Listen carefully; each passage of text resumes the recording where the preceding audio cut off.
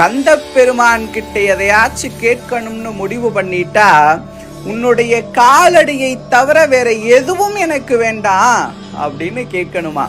அப்படி கேட்டு அவனை சரணாகதி அடைஞ்சிட்டோம்னா கந்தன் என்னவெல்லாம் கொடுப்பானா, கருத்தினில் கந்தா நின்றன் களலால் வேறே காணா பொருத்தமாம் பொருளை தாராய் புகழெல்லாம் உனக்கே யாரும் வருந்திடா வாழ்வு வேண்டும் வகை வகை செல்வம் வேண்டும் திருத்தணி வல்லால் எற்கு சிறந்த நல் பரிசிலிவாய்னு சொல்லுவாங்களாம்.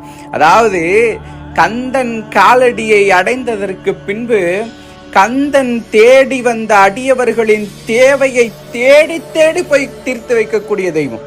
தேடி தேடி தேவைகளை தீர்த்து வைத்து தெய்வங்களின் தலைவனாக இருந்து வாழ்க்கையில் எல்லா வளங்களையும் அளிப்பான் கந்தன்.